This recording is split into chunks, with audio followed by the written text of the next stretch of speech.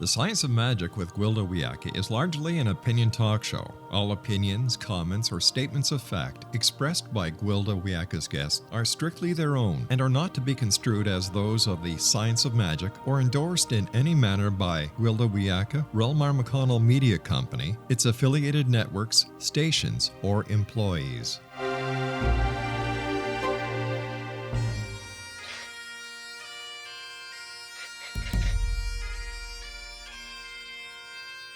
Welcome to the Science of Magic with Gwilda Wiyaka, a program dedicated to uncovering the unified nature of reality and humanity's ever-evolving place as truly galactic beings.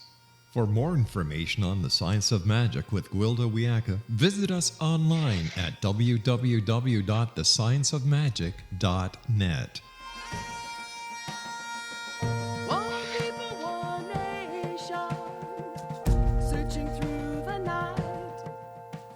Hello, dear friends, and welcome to the Science of Magic, a program combining the science and magic of today's leading topics to co-create new solutions and hopefully promote evolutionary thought. I'm your host, Gwilda Wiyaka. This hour we'll be exploring energy psychology, emotions in your genes.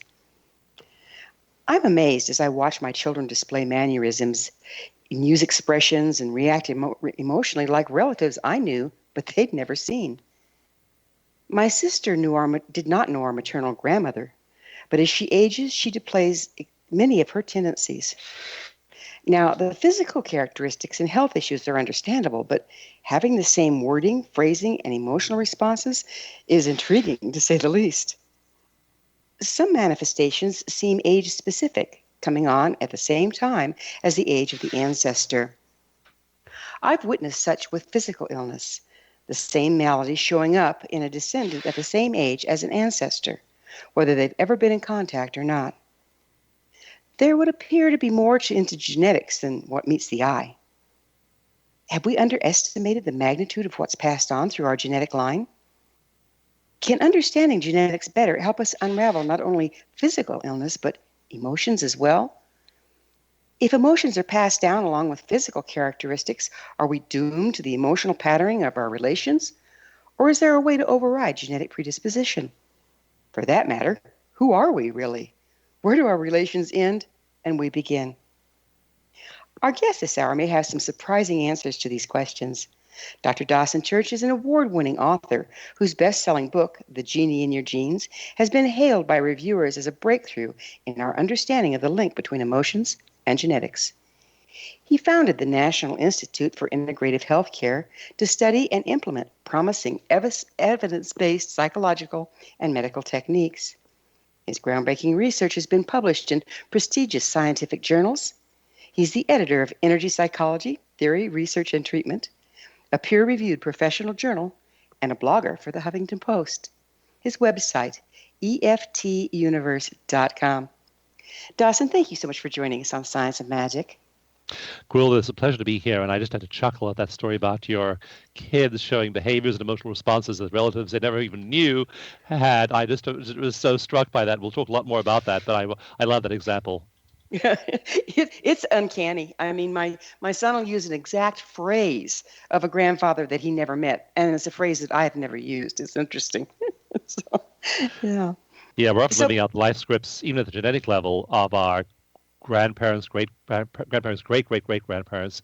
It's astonishing how these genetic imprints, which we thought could not be passed along from generation to generation, now research is showing that in some, like mouse and rat studies, even 7 generations on, behaviors are being passed along epigenetically with absolutely no change in the genome, but purely as a result of epigenetic tags that are making the genes do things and express a certain way. So, even when it comes to behavior, that seems to be the case. And it's fascinating that you've observed this in real life in your own family. Yeah, what are epigenetic tags? Well, there is the DNA, and the DNA has the blueprint to make something. So our body, when it's called upon to make a complex molecule, needs instructions for how to do that. These are long molecules. They have a huge number of atoms in them. They have different electrical charges at different points along their length, and our body needs to know how to make this very very intricate piece of biological machinery. So it has a blueprint, and that blueprint is a gene. And we thought that initially, when scientists were doing the Human Genome Project in the early 1990s, that we knew that there were about 100,000 of these molecules, these complex protein molecules. We thought we'd find 100,000 genes in our genome, plus then another 20,000 regulatory genes to try and regulate and manage the whole process. And what we found eventually was that there were only about 24,000 genes, far fewer than we were expecting, and that they were being controlled from outside the cell and outside the DNA molecule itself. And so that's the science of epigenetics, how these genes, these blueprints are called forth from the body from outside the cell. And as a very simple example is adrenaline. When you see a pit bull in the park and it's on its leash and it's straining and barking and looking at you with murderous intent, you have a rise in adrenaline, and it's not something you're deciding to do. It's not something that's part of your beliefs. It's simply a biological response, and so at that point, your body is getting that stress signal that's being translated by your body into molecular instructions. The gene that codes for adrenaline is then being expressed epigenetically. It's being triggered by that emotional response to the dog. That visual response, the emotional response, was then triggering that biological blueprint that makes adrenaline to produce adrenaline. You have a surge of adrenaline, and that's all happening within about 3 seconds. Those genes are being expressed in about 3 seconds, purely in response to something that's happening totally outside the body. So we're having these responses all the time and translating emotion, experience, thought into biology. Okay, so when you're saying this happens in like 3 seconds, that would indicate to me that it's not a chemical response, it's a vibrational response to happen that quickly. Is that the case? That is very perceptive, Gwilda, because that indeed is what happens. And we used to very much think in terms of mechanical biological functions. And that's what I call the lock and key model, where if you want to open up your car, you can walk up to your car with that key, you can stick the key in the lock, you can turn the key, and that'll open up your car. And our body has a whole bunch of those kinds of biological changes that occur. Just for example, in neurological signaling, we have chloride and sodium atoms that move across the cell's membrane, and that's what helps our body transmit neurological signals. But you can also unlock your car by walking up to it, and when you're 20 feet away, pull out your remote and go click, and that'll unlock the car as well. Our body has these energetic systems as well as mechanical ones, and the energetic systems are usually much faster than the mechanical ones. And for a century, our whole explanatory frame has looked for those mechanical changes. And what we're now realizing, especially with new devices like the MRI, the MEG, the EEG, we're realizing that so much of the way our biology is turned on and off is by energy, by thought. When you just have a thought, when you remember the dog, say you're not talking to your best friend about this pit bull, and it's now a week later, and so you're describing the pit bull, you're remembering the pit bull, you're remembering those fangs, remembering the saliva, remembering feeling afraid. Suddenly, all of those same biological changes are happening in your body, but now they're being turned on by thought, by the memory and your emotional response to that memory. And that is what's happening in your brain, is that all kinds of brainwave changes are happening, so that all that information is being translated by your body into these molecular molecules by thought and emotion, and that's epigenetics as well. So is the thought and emotion actually matching the frequency of the time of the original trauma? It is, and people who are gripped by severe trauma, this is all happening involuntarily. And that's when, for example, our nonprofit program is called the Veteran Stress Project, and we've worked with thousands of veterans who have PTSD. Mm-hmm. And what they have is symptoms like nightmares and flashbacks, intrusive thoughts. That is where you're trying not to think about the bomb blast in Vietnam or your buddy getting shot by a sniper in Afghanistan, and you cannot not think about it. There's an intrusive thought, it pops into your mind, you have a nightmare. One Vietnam veteran said that every night around 4 a.m. he wakes up. And we traced it back to his first day after he was deployed in Vietnam. He was assigned to a forward operating base, and there was a mortar attack. And when he heard these mortars going off, he dived under the bed. Now, this was a camp bed. This was not going to give him any protection from a mortar attack, but it was the best he could do. So now, 40 years after Vietnam, every night at 4 a.m., he has a surge of adrenaline, surge of cortisol going through his body, and he wakes up and has a nightmare about this. And so, absolutely, these things can be happening a long time after they initially occurred and producing all of these shifts in the body. So trauma does affect you a long time after the event. So in this case, he's actually recreating the moment in Vietnam and living it again, but he's actually shifting reality for himself. Yes, and unable to escape from it as well. Ugh. If I wanted to recreate something, it wouldn't be a moment in Vietnam, believe me. No, that's why I say it's involuntary. Most of us have some ability to regulate our emotions, to say that's not reality, that's not happening now. There's a wonderful concept from a friend of mine who's a psychiatrist in New York. He says the past is always present. For people who are traumatized, the past is the past. We're going to have to pick up on the past being present on the other side of a commercial break.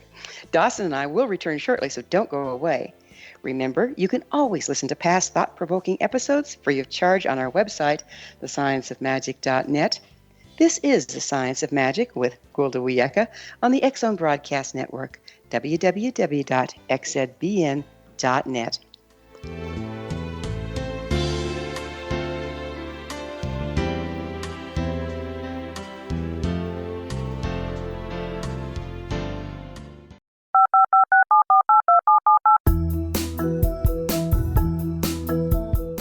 Did you know that when you're on the road with limited data or Wi-Fi, you can still listen to the X Zone Radio Show with Rob McConnell, The Science of Magic with Gwilda Wiyaka, X-1, Dimension X, Space Patrol, and every minute of the X Zone Broadcast Network by calling 213-401-0080, courtesy of Audio Now.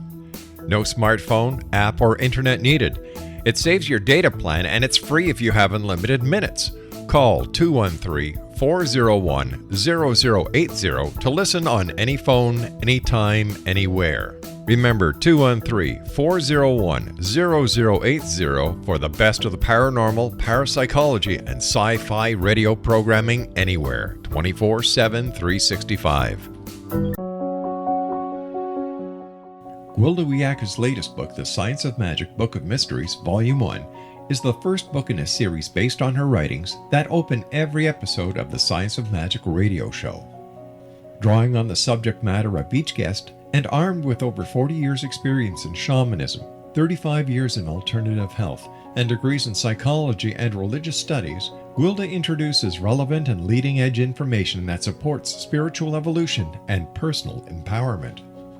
Rich with wisdom and inspirational quotes packaged in digestible segments, this is a book that will pull you from cover to cover. It will also serve as a daily inspirational reading for years to come.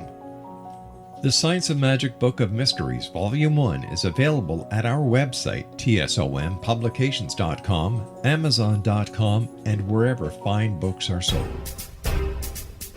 Back in Victorian England, a famous theologian posed a perplexing riddle. Why are the two top personalities in the Bible tagged with the numbers 7 and 11? Academics agree the answer is found in the stunning discovery of a hitherto secret Bible structure explained in a new book called The Genesis Grid. The discovery is so simple that preschool children could illustrate it. Certain claims are hugely controversial and may offend some, but at the X Zone, we've studied this awesome new book and agree with one expert, and I quote, "These discoveries appear to be beyond coincidence." So who or what hid this wonderful pattern in the Bible, and what might they do next? Find out more, X Zone Nation, and read reviews on www.genesisgrid.co.uk. That's www.genesisgrid.co.uk.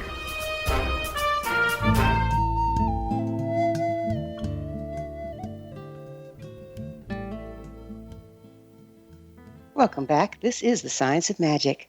We're dedicated to unification and evolution of consciousness, and I'm your host, Gwilda Wiyaka. Our guest this hour is Dawson Church, the award-winning author of The Genie in Your Genes and founder of the National Institute for Integrative Healthcare. His website, EFTuniverse.com. Dawson, we were going into recreating the past, and I've got a question. You'd think I was an interviewer or something. Once we have set in stone that level of PTSD to where we literally shift our reality through our vibrational response to stimulus, is that then put into our genes? Is that then passed down to our children? Because I've certainly seen evidence of that. It is. And research showed, for example, that in mouse and rat research, we've seen this happening when a parent is taught to fear a certain stimulus. Then when that parent produces offspring, even though the offspring has never ever been exposed to that stimulus and never had any bad association with that stimulus, the offspring is still afraid of that stimulus. And that can then propagate to the next generation and the next generation, 7 generations along the line in mice. Again, we use mice to model these effects because they live about 2 years for a lab mouse. So you can, in 2 years, you can really see how this is working much faster than in human beings. But in human beings, we've been able to show that grandmothers who are fearful in a certain way, epigenetically, that's passed along to their daughters and then to their daughters. So we've shown 3 generations there. And what's amazing to me is that, for example, Holocaust survivors, they have they have higher rates of disease, they have high levels of stress, they have high levels of cortisol, and they have certain epigenetic tags which we can measure and read in their genome. But what happens with them is that their daughters and the daughters' daughters are showing those same epigenetic tags, and so you wind up with a grandchild, and she is showing some of those same stress responses, even though not only did she not go through the Holocaust, her mother never went through the Holocaust either. It was her grandmother, and she's now carrying those tags along. So yeah, once PTSD is set up, it can perpetuate itself across both human and animal generations. And so that's why I so strongly advocate that we work on our traumatic triggers, because a giant study done by Kaiser Permanente and the Centers for Disease Control looked at 17,400 adults who had childhood trauma, and they found that they, as adults, then, and this is 50 years after the trauma occurred, so half a century later, they had higher rates of cancer, heart disease, diabetes, hepatitis, smoking, suicide attempts, all kinds of malaises in their 50s, in their late 50s, even though the events had happened a long time before. So that's why I'm such a passionate advocate for people not just cleaning up and working on the emotional triggers from the car crash that happened 5 years ago, or the bad divorce that happened 10 years ago, but also go back to their childhoods, even though they're painful, and work on all those childhood memories as well. So what you're telling me is, and that's an answer to one of my questions, is we aren't necessarily stuck with this just because it gets set in our genes. There are methods by which we can free our genes of that imprint. Is that correct? There are methods in which we can free our genes from that imprint, and not only that, we can measure it. I did a study of the epigenetics of stress in veterans, and we weren't just measuring their levels of PTSD symptoms and their anxiety and depression, their psychology, we were measuring their biology as well. And we found that key regulatory genes were changed, and the technique we were using in that particular study was called EFT, or emotional freedom techniques. And so this is a somatic intervention. It involves acupressure. So we're stimulating these acupuncture meridians by pressure, by tapping on acupuncture points. And what we found was that even though these veterans had all the genetic characteristics of highly stressed people, after 10 one-hour EFT sessions, all of those had shifted. Their inflammation levels were down, their immunity levels were up, and the whole genetic makeup of their biology had shifted. Their psychology had changed drastically. Their PTSD symptoms, like those flashbacks and nightmares, had dropped by over 50%. So EFT, has been shown genetically to produce large changes. Another study showed 72 genes changing after an EFT session. So we now can track this, and we now know that you can reverse those biological ill effects. It's so worth doing, even if you're 60 or 70 years old. It's still worth going in there and removing those epigenetic tags, and then giving yourself the prospect of a much healthier life. We know shamanism. A lot of what we're talking about here is the illness of soul loss. They call it soul loss. You lose your soul, but you lose your original frequency design through trauma. And trained shaman, can go in and rearrange that. They're frequency masters. They shift it at the frequency level. I'll bet we're seeing the same. If we could study it, we'd be seeing the same difference there. And a couple of things that the shamanic societies, a lot of them believe, is it'll affect the sins of the father will affect the children until the seventh generation, right? All of this has been known for years and years and years and years, but I don't think we knew what people were doing with shamanic healing. Have you done any studies on that and how it relates?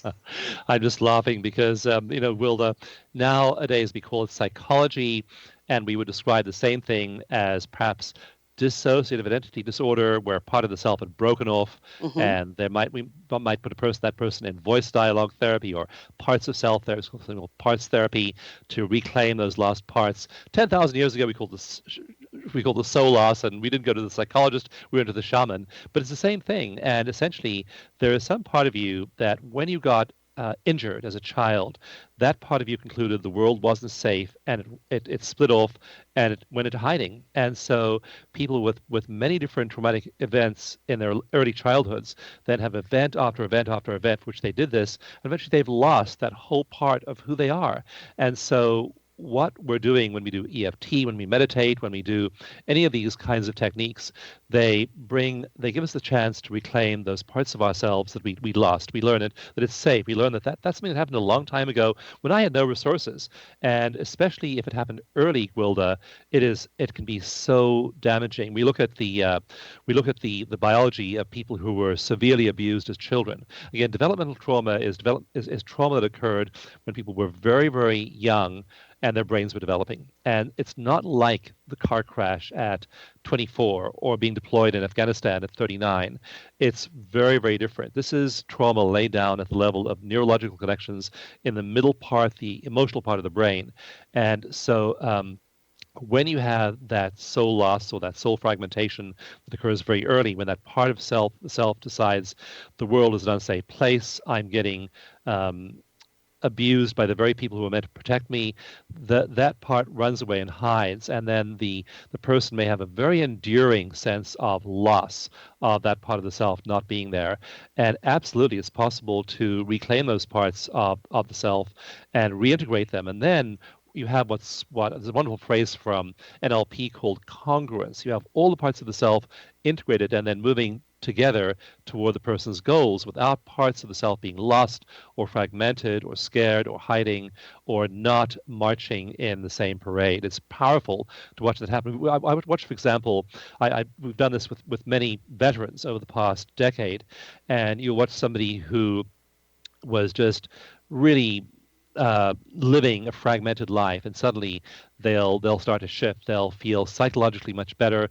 They'll start to feel physiologically much better, and their whole life story, the whole way they see themselves and who they are, will change. It's just wonderful to see that happening in people who've been abused or traumatized.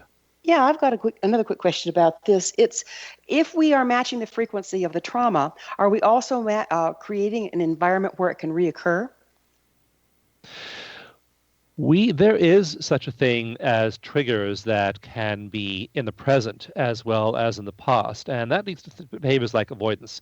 Example, there was one Vietnam veteran we worked with, and he couldn't walk past a Chinese restaurant or an Oriental restaurant without having a flashback and going back to Vietnam. He was triggered by the smell of Oriental cooking. And so, often there are cues in the present that are reminding us of those past experiences, and then we can be reliving them over and over and over again, or avoiding them over and over again, and not getting our lives back. I remember one guy I worked with. He was in his 70s, and he'd been living in a retirement community for many years, and the retirement community had a bus that took all the people to the city twice a week, and they had wonderful experiences there. They went to all kinds of museums and cultural activities in the city. And this guy had never ever got on the bus because he said, "I have a fear of heights, and I'm so afraid when we go to the city, I'll be exposed to having to go into a building and look down and have my fear of heights triggered." So this guy had lost a huge chunk of his pleasure in his retirement because he had this fear of heights.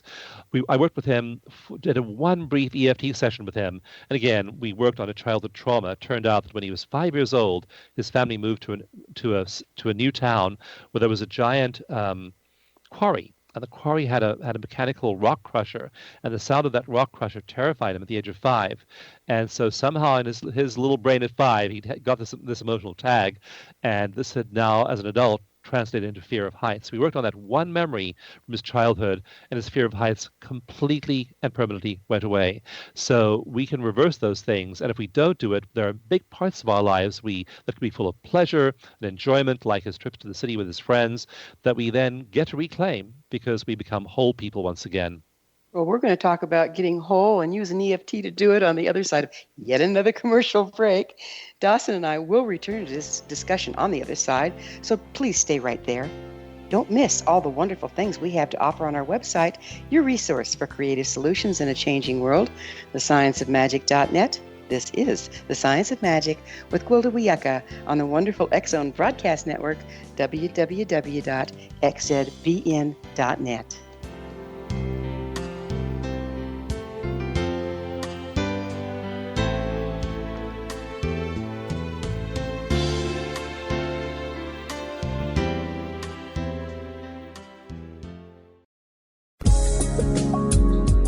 From our broadcast studios in Hamilton, Ontario, Canada, to the world and beyond, you're watching the X-Zone Broadcast Network, www.xzbn.net.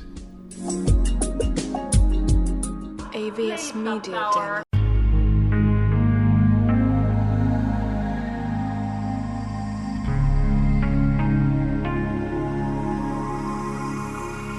The scientist and the mystic have been on an age-old, relentless search with one thing in common. They seek truth. Their paths converge in the 40,000-year-old practice of shamanism, an ancient science delving to the quantum level of life, facilitating healing, manifestation, and evolution. I'm Gwilda Wiyaka, the founder and director of Path Home Shamanic Arts School, a unique Colorado State certified occupational school, training shamanic practitioners and teachers. We also provide classes for empowering personal lives through shamanism. Our certification classes are in week-long segments enabling international participation, and online classes and long-distance shamanic healing sessions are available. Come discover the science of magic in the limitless world of shamanism. www.findyourpathhome.com.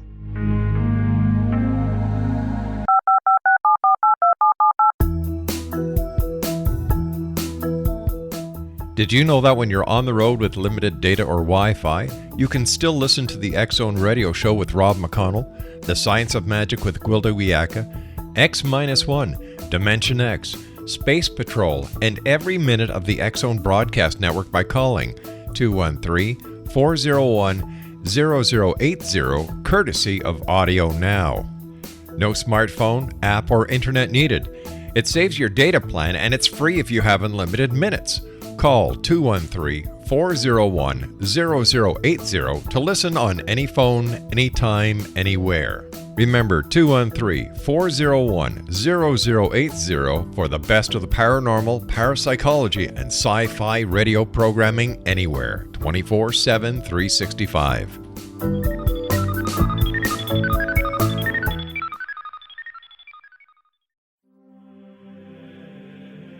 Rob McConnell here, presenting an overview for Nicholas Paul Jennings, author of a fascinating book, Amen. It presents facts revealed by Egyptologists, facts that enable us to understand why Amen is the beginning of creation of God. It provides recommendations for religious leaders of the major religions to unify their beliefs and teach the Word of God.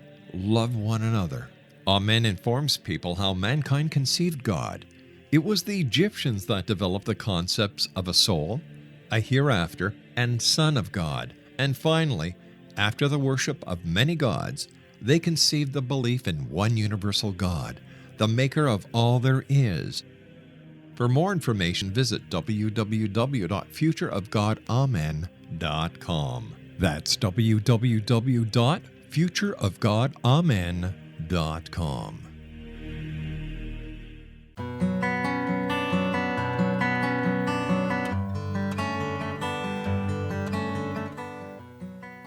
Welcome back. This is The Science of Magic, a place where magic and science come together to promote enlightenment.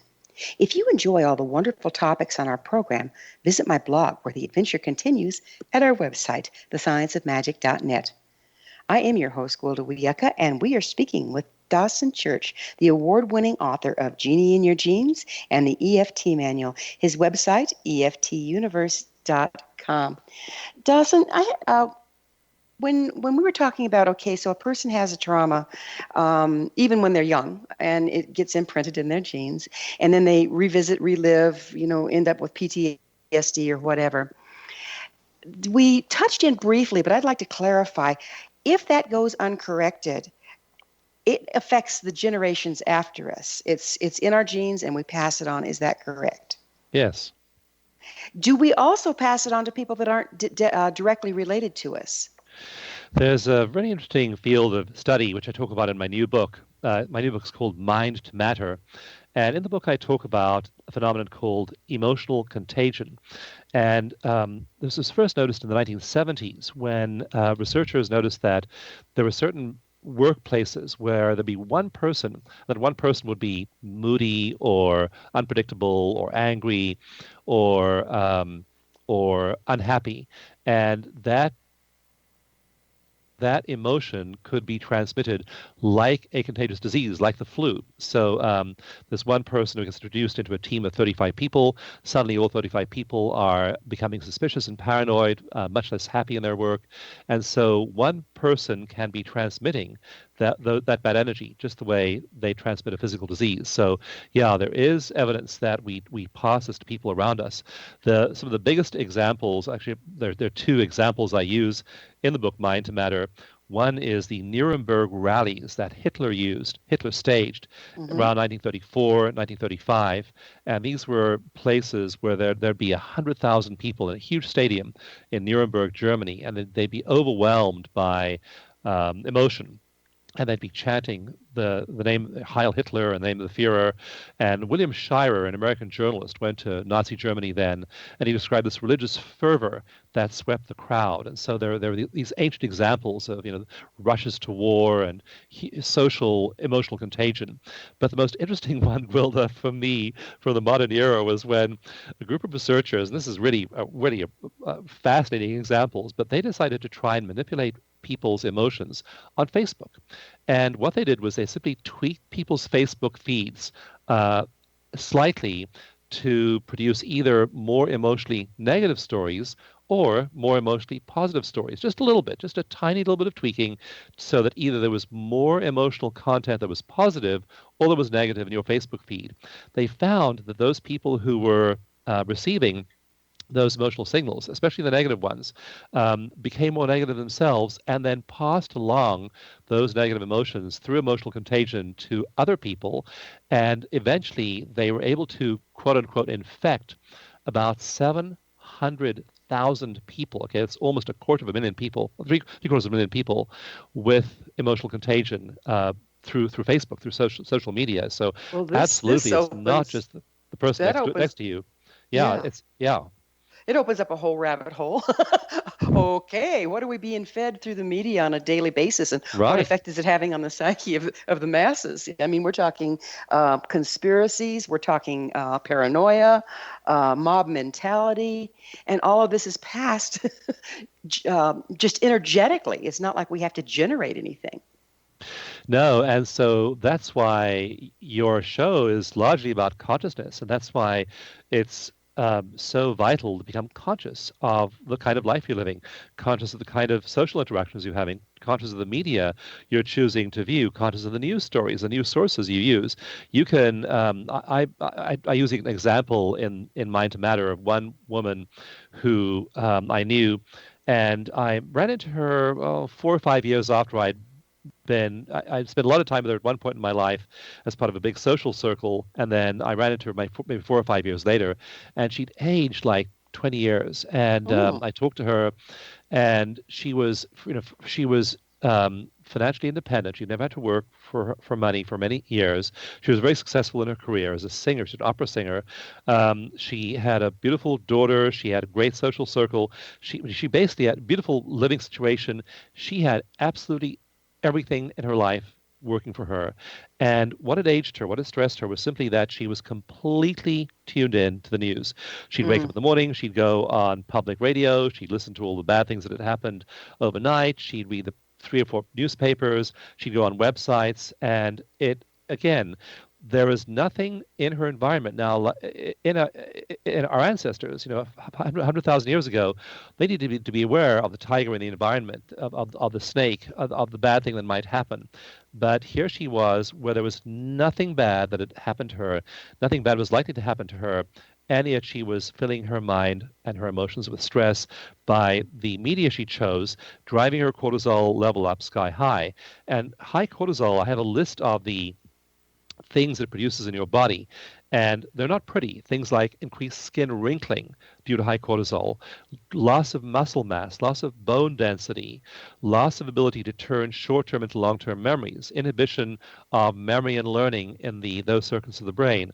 All of these things happening directly linked in various studies to high cortisol. So what we can do if we're not conscious of what inputs we're receiving, we can age ourselves, and we can compromise our bodies and destroy our happiness purely by the way we use our minds and our consciousness. And so it's vital that we get ahead of that process. We use our awareness to focus on positive inputs, positive people, positive thoughts, positive media, and then shape our consciousness in a way that supports our health and long-term well-being.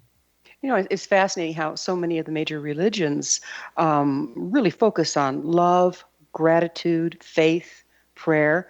That starts to make a lot of sense with what you're saying, doesn't it? Just flood yourself with gratitude. I remember just 3 or 4 days ago, we had a whole bunch of family over, and my wife is just a hugely family-oriented person and just creates these wonderful events with kids and grandkids and friends. And I remember just going, the evening was drawing to a close, and the younger kids were all playing a board game, but I was tired. I wanted to go to bed, so I just went up to bed and sat there. I was going to meditate, and then suddenly I was just thinking about the magic of the day and all these wonderful people in our lives, and I just began to cry with gratitude. It was just like an overwhelming gratitude, just completely shifting me. What I know too is happening when we are in those states is that our brainwaves are changing. And again, in the new book, I go deep into brainwaves, and brainwaves shift dramatically. Neurotransmitters in our brains, like oxytocin, like anandamide, like serotonin, like dopamine, are changing radically. In some of my studies, I'm measuring stress hormones and immunity hormones, and we find that immunity hormones are rising, and they're not just rising 10%.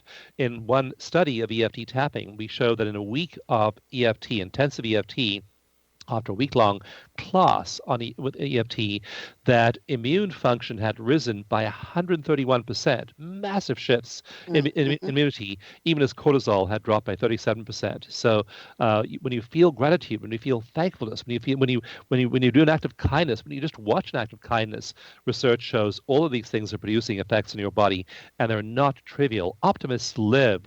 In some research shows, optimists live 8 years longer than pessimists. Other research shows that people with a positive frame of mind live much, much longer than 8 years, longer than those with a negative frame of mind. So these are producing huge, massive biological effects in our body.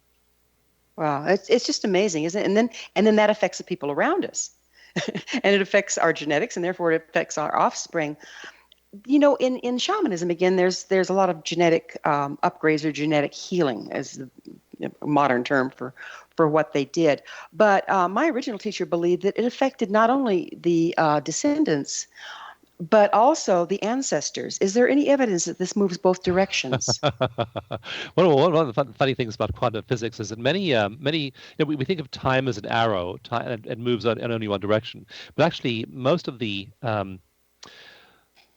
equations in quantum physics. Just take the most famous equation in the world, which is Einstein's one: E, energy, equals mc squared, matter times a constant squared, E equals mc squared. There's no directionality in that equation. You can say mc squared equals E. So many much longer and more complex equations in quantum physics work both forward and backward. So I don't, there's no way of proving this experimentally. But it's just interesting that certainly I think the worst that can happen is, say you had a miserable childhood, people were mean to you, family members that were supposed to be good to you weren't. When you take those experiences and lighten your load, when you tap, when you meditate, when you exercise, when you tune into your spiritual guidance and you remove the emotional weight that those things have on you, suddenly, regardless of whether you're changing the past, you feel better, your cortisol drops, all those health effects accrue to you.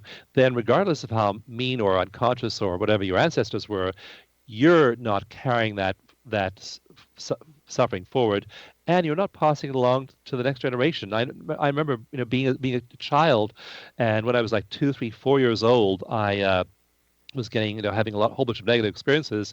I remember saying to myself, and this is when I was 3, well, I was saying to myself, I'm sorry to interrupt. We're going to have to leave a cliffhanger on this one, but we do need to take another break. Dawson and I will be back to our discussion shortly, so don't you dare go away.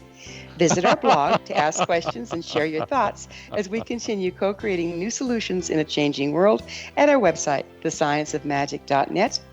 While you're there, join my email family to be the first to receive our topic-driven episode collections.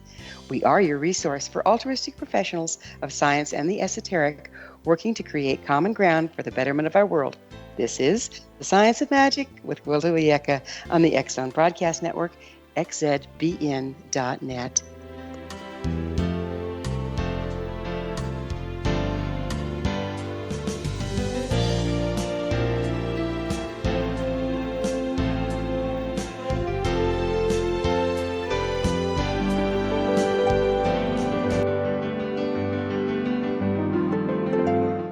Named one of the world's greatest psychics, Elizabeth Joyce is now giving readings worldwide via Skype. Elizabeth Joyce is recognized for her clairvoyant ability to help find missing persons, her analysis of dreams, past life regression work, mediumship, and her accurate predictions. Elizabeth has been a frequent guest on the X-Zone radio show with yours truly, Rob McConnell, now for several years. For an appointment with Elizabeth Joyce, call 201-934-8986 or Skype at elizabeth.joyce. And for more information, you can always visit Elizabeth Joyce online at www.new-visions.com.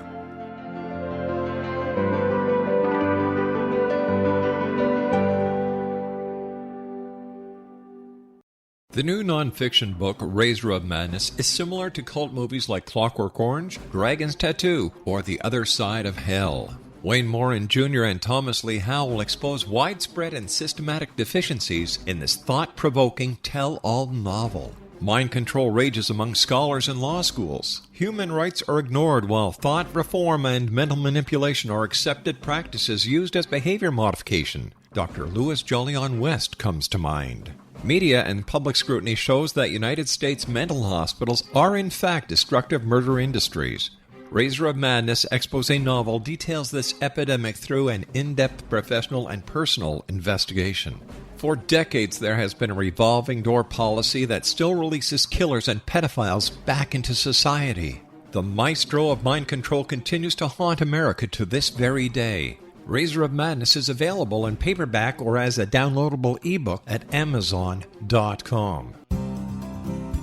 I'm William S. Peckham. If you enjoy a good mystery with a touch of the paranormal, then you'll love my novel, From Out of the Woodwork. It's the story of a young Toronto contractor, Sean Kennedy, who buys derelict homes, guts them, and turns them into multifamily dwellings. Slums just waiting to happen. When Sean buys 29 Livery Lane, the house fights back. Former owners unexpectedly come out of the woodwork as he starts the destruction. The apparitions come to him when he touches old books, reads hidden letters, rummages through old boxes. finds a locket or reads a discovered manuscript of a murder mystery. From Out of the Woodwork will take you from 1899 to the horror of the World Trade Center, September 11, 2001. Check out From Out of the Woodwork on my website, www.williamspeckham.com.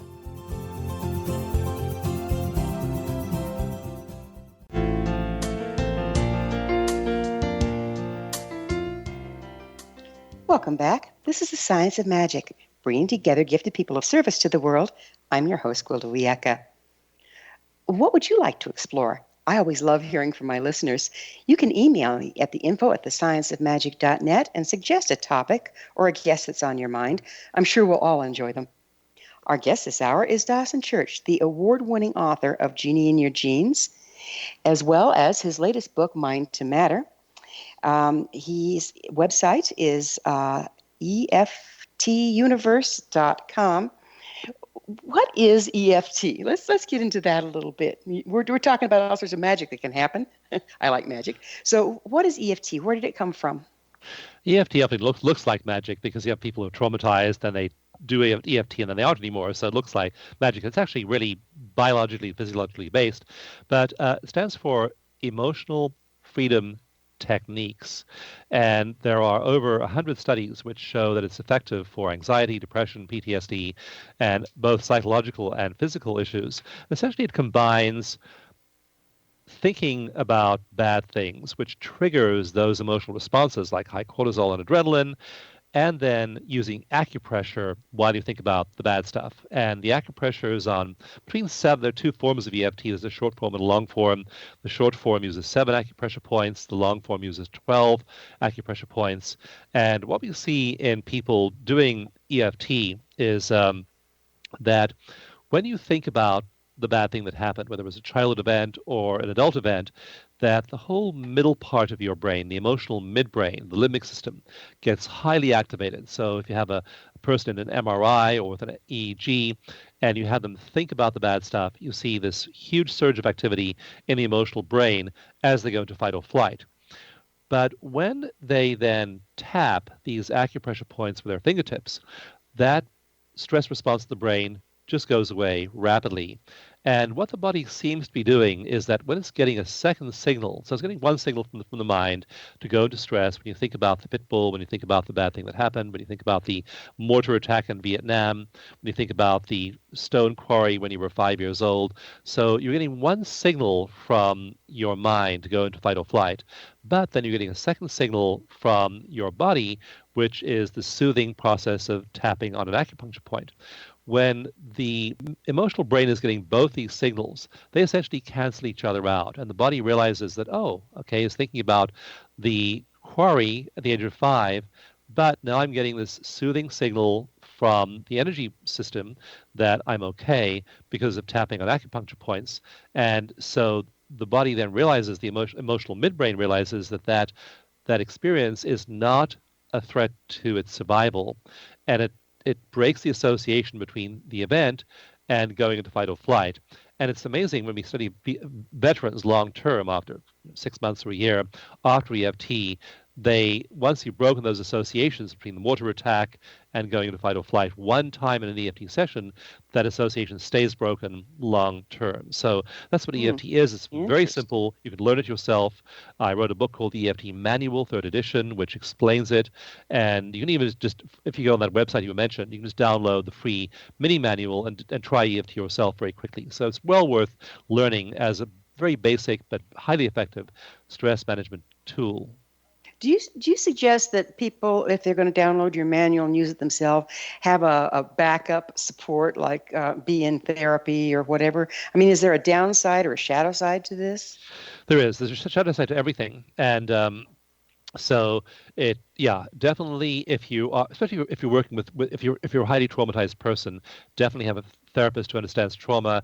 Also, if you're working on long-term issues. For example, we have now done EFT with over 1,000 people for weight loss. EFT works great for weight loss because it reduces your cravings for sugar and sweets and chocolate, things like that. And so a lot of people use EFT for weight loss. There are numerous studies of EFT for weight loss as well. But while you can have some benefit by doing it yourself for things like cravings. If you're working with a therapist, if you're in an organized program, if you're using it systematically with an experienced practitioner, you're going to have better results usually. So for the low-hanging fruit, yeah, use it yourself. But if you have a pattern of financial self-sabotage, relationship self-sabotage, eating, health, exercise self-sabotage, you are going to be much more effective long term if you work with somebody who knows that territory and can guide you. So it's a great self-help technique, but we train thousands of people every year, and working with one of our clinical EFT practitioners who's certified, who knows all 48 techniques, who knows where to guide you to, will usually be much more effective than doing it alone. So let me back up just a little bit. You're using, it's kind of like where East and West meets. You're using acupuncture points and tapping. So basically you're using frequency to break up a feedback loop of trauma. Is that a good summation of what's going on there? You are, and these frequencies travel through the body very quickly, and they reduce the emotional impact of that trauma very, very quickly. I mean, it's actually astonishing. Often, Will, in my live workshops, I'll have people who've been processing a trauma for years. One woman who was actually a therapist, and she'd been sexually abused from the age of, I think, 4 to the age of 17. Terrible childhood trauma. And she wanted to work with me in front of the whole group, and there were like 60 people in the group, and I was saying, I just don't think that's going to work, But she was a seasoned psychotherapist. She eventually I said, okay, I'll do it, and it was a long session. It took us like over an hour, but at the end of that session, she said, even that horrible experience could not crush my joy. I'm a happy person now. My happiness was there all along, and it's now just free to flourish. So her whole framework around that changed, and I'm just awed by the kinds of shifts people can go through, even around the most horribly traumatic experiences when they use EFT. You say it moves through the body very quickly. Is a frequency? Is it an electromagnetic frequency or a mechanical wave? We measure it in the brain as 6 frequencies. The slowest wave is delta, the fastest wave is gamma. And so we watch, as we hook people up to EEGs and do EFT with them, we see the ratios of these brain waves changing as their brains process information differently. So we're literally measuring the electromagnetic signature of their brains and how their brain is processing information. Neurons use electromagnetism to coordinate their activities over large areas of the brain and the body. And so those signatures all change when you tap. It seems to me like this technique, which is related to shamanism and is related to acupuncture and acupressure, and it's kind of combining a whole bunch of things, bringing it into the modern era, has the potential to change reality. Well, Gwilda, this is, if you said that to me like 10 years ago, even probably 2 years ago, I would have been pretty skeptical. In my new book, Mind to Matter, the first half of the book's all about healing ourselves, healing cancer, extending our lifespans, lengthening our telomeres, improving our stem cell counts. The whole second half of the book is about material reality. It's about the 4 forces of physics. It's about the physical world. And when I began to dig into the science behind how our thoughts can change literally what we think of as solid material reality, the molecules and atoms are all around us, I thought there'd be no science behind that. Turns out there is tons of science behind that, literally showing consciousness changing the material reality we live in. I can't, that's the topic of another whole, not probably more than an hour, like 10-hour workshop. I mean, it's amazing. But yeah, it's literally happening, and there's lots of science behind it. And so what do you see the ramifications of this moving into the future? The ramifications moving to the future are that we're going to have a very different world in 5, 10, 15, 20 years than we have today or had in the past. I think that essentially these new methods have been able to show that we can treat most mental illness effectively, anxiety, depression, just the way we wiped out typhoid, cholera, polio, all those diseases a long time ago. Now we have the ability to do the same with anxiety, depression, and PTSD as a society. And so I think we'll have a huge shift in mental health in the next generation that'll produce much healthier people, and will produce people who can liberate their potential. So I think we're in for a wonderful ride as a species and a planet over the course of the next generation as all that human potential comes on steam. If we can just avoid negativity, huh? Absolutely. It's fascinating, and it's wonderful to think that to reframe what our future is going to be based on the power that we have if we just take it into our hands. And that's consciousness. That is using our consciousness deliberately. So when we're creating reality now, the problem is we're creating it accidentally. We want to be creating it deliberately by taking control of our conscious output, what we say and think and do, and also our conscious input, what we allow in. When you do that and commit yourself to a positive output and positive input, then you change and then the world changes. It sounds so simple. We're just about out of time. Can you do that technique? Can you do that long distance?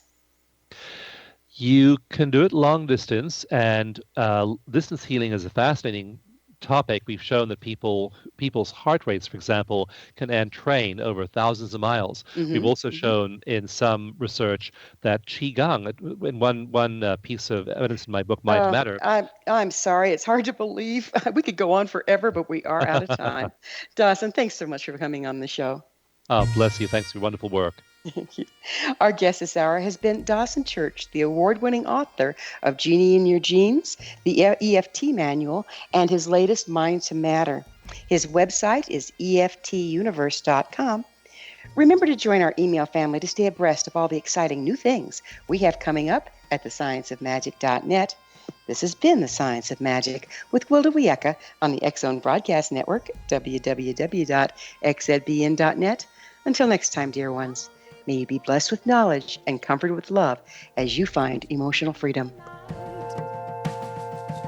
One people, one nation, searching for the light. One people, one nation, coming from the stars.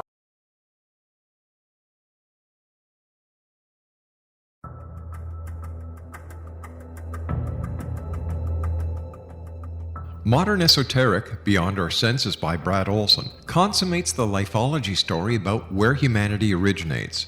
It is the lost continents, the primitive wisdom, the mythos of creation, and the rethinking of ancient history as we are taught in academia. There is much more to the story than what we have been told. As this is the first book in the Esoteric series, Modern Esoteric starts at the beginning of time and accelerates up to this modern age. Future Esoteric is book 2 in the series and takes a forward-looking position ahead of today with an open and honest examination of the ET issue and various unexplained phenomena. To discover the writings of author Brad Olson, visit www.bradolson.com. That's www.bradolson.com.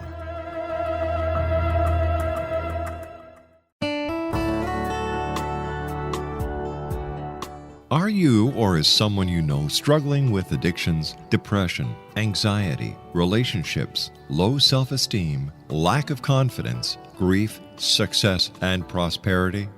Do you know that your subconscious belief plays a big role in the outcome of your hard work? We can help you permanently change the beliefs that may be the reason for your struggles and failures. We care about getting you the return on your investment and the results you are looking for. We can help you be free of the limitations of your past and in realizing your highest potential. We work with people by phone and Skype. For more information, visit us at www.ritasoman.com. That's www.ritasoman.com.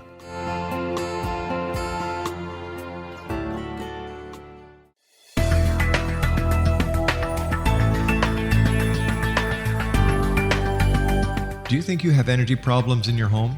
Do you feel better when you're away than when you're home? Joey Korn is a global leader in the world of dowsing who specializes in personal energy clearing and space clearing. He can help you create an ideal energy environment in your home no matter where you live in the world. Learn about his remote spiritual house cleaning services and much more at www.dowsers.com. You can get Joey's book, Dowsing, A Path to Enlightenment, as well as other dowsing books and tools, Kabbalah books, and Walter Russell books. Joey's work is really amazing. Go to dowsers.com right now. That's DOWSERS.com or call 1-877-DOWSING. That's 1-877-369-7464.